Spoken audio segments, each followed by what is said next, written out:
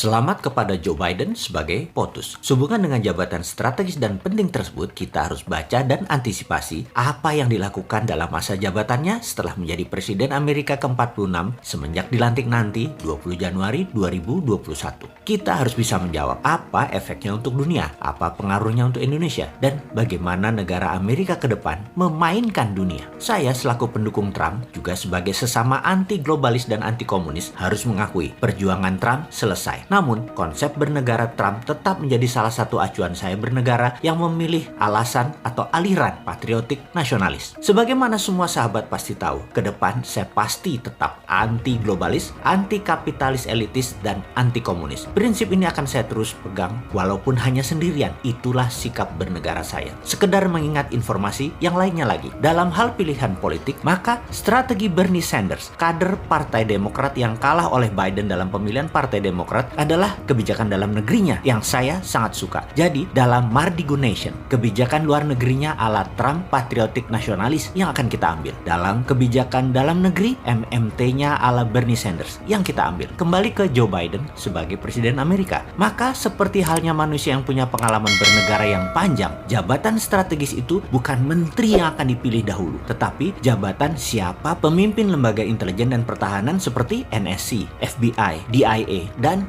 CIA. Maka jabatan Direktur CIA menggantikan Gina Haspel adalah orang Joe Biden yang saya perkirakan adalah Michael Morell yang saat ini adalah Wakil Direktur CIA. Dia adalah orang lama yang sangat loyal kepada Clinton, Obama, juga Biden. Kita lompat sebentar untuk mengingat ada sebuah undang-undang yang dibuat oleh Partai Demokrat zaman Obama yang dikawal oleh beliau dulu dan timnya. Yang harus kita awasi dari sisi Indonesia adalah mereka mengusulkan Undang-Undang Foreign Relation Authorization Act yang spesifik membahas tentang Papua. Hati-hati, ini buat Indonesia. Lalu, gerakan CIA zaman Michael Morell waktu masih muda adalah mendukung gerakan Kosovo Liberation Army yang kemudian mendirikan sebuah negara baru. Sekali lagi, hati-hati dengan demokratnya Amerika. Pak SBY sudah merasakan dengan banyaknya bom meletus waktu itu, Obama presidennya dari Demokrat. Soekarno sudah merasakan dengan dilengserkannya posisinya, yaitu presiden kala itu adalah LBJ, Lyndon B. Johnson dari Partai Demokrat juga. Soeharto sudah merasakan dengan serangan economic hitman di zaman Clinton. Habibie sudah merasakan juga di zaman Clinton juga presiden Amerikanya, yaitu lepasnya Timur Timur.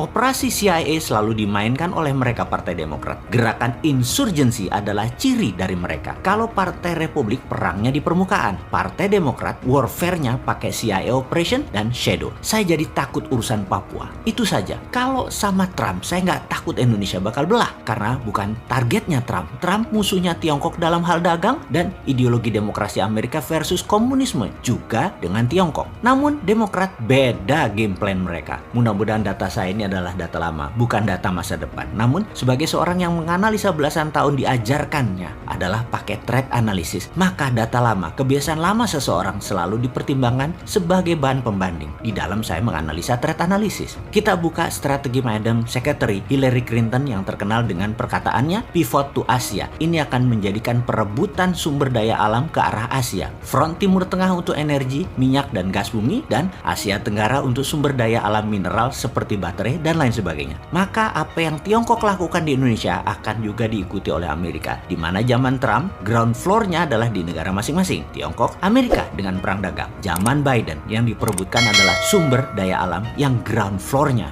bisa-bisa negara penghasil. Perangnya kalau minyak bumi, ya dar-der-dornya di Timur Tengah. Maka sumber daya alam mineral, non-fossil oil, jangan-jangan dar-der-dornya di Indonesia. Ini harus distrategikan. Ini harus dibuat counter insurgensinya. Cara tekan Indonesia, yaitu dengan Papua dan GAM dimainkan lagi oleh mereka. Ini cara klasik Demokrat. Sehubungan dengan hal ini, sengaja kita buka ke publik informasi seperti ini agar bernegara kita bisa melihat sisi lain, sisi ancaman. Jadi, wahai pejabat, pastikan kebijakan Anda menguntungkan rakyat dan membuat negara Indonesia selalu utuh. Hati-hati dengan shadow-nya Biden Partai Demokrat tersebut. Jangan sampai pada bingung terus nanti minta bosman jadi wamennya Menhan. Kan ora cocok, Cak.